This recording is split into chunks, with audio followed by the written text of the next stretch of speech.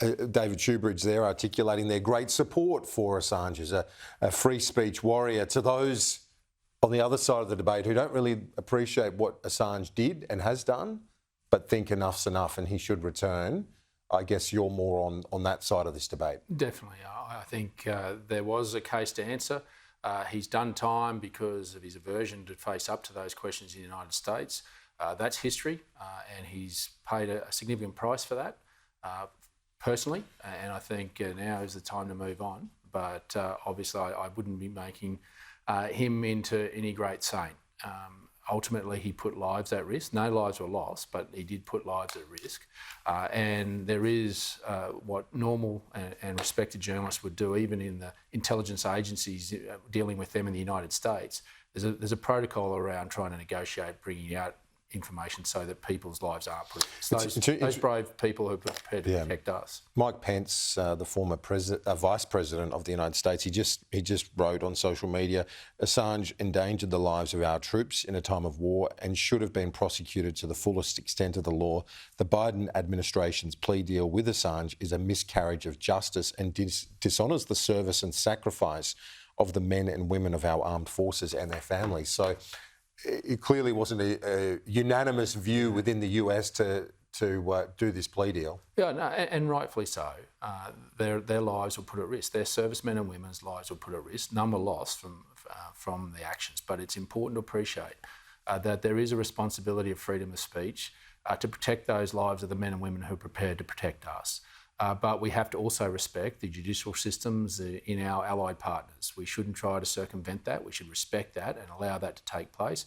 It's taken place, and now a decision's been made, and it should be respected, and we should move on. Do you give the Prime Minister credit for the diplomatic efforts that he undertook over the last couple of years? Well, look, both he and Peter Dutton have been very clear that they felt that it was time for this to end.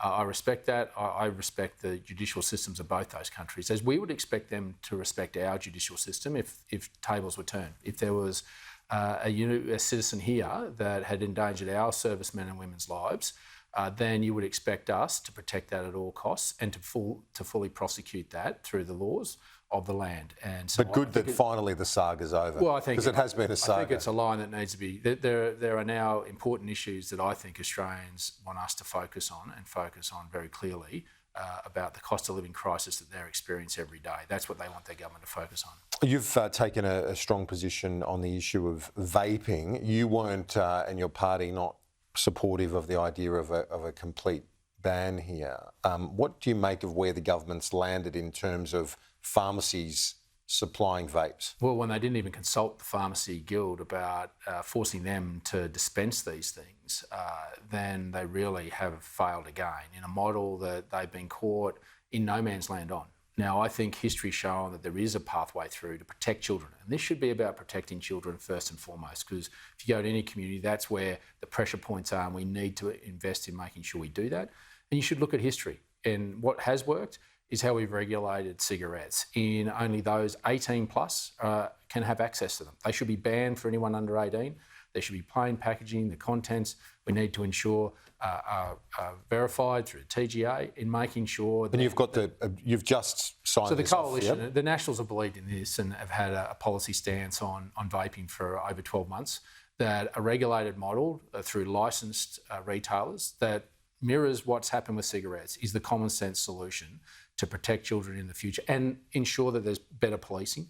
And what we're also saying is that there needs to be a bigger investment in policing, because what's happening now is so the Liberals are on board with this stuff. They have. We've passed this through Joint Party Room this morning. We're very proud of the fact that as two parties we've come together on this. But what's happened with this is you look at the people who are benefiting from this at the moment is organised crime. And what's happening is they're firebombing many of these tobacco stores across cities. They're now opening up the vulnerability of pharmacists, and the most that they're making is a $25 million investment in policing. We're saying we're going to clean this up at the borders, we're going to clean this up in the streets and protect those retailers in making sure that organised crime doesn't take away all the profits of this, that this goes back into education of young people about trying to stop that next generation. That's the common sense solution that we've got to today as a coalition. I'm proud to say that the Nationals and Liberals have been able to achieve that. Do you, just finally, you've taken a decent, in cricket terms, a shy at the stumps when it comes to the nuclear policy. there are huge risks involved, aren't there, politically? No, well, I think this is the right thing for our nation.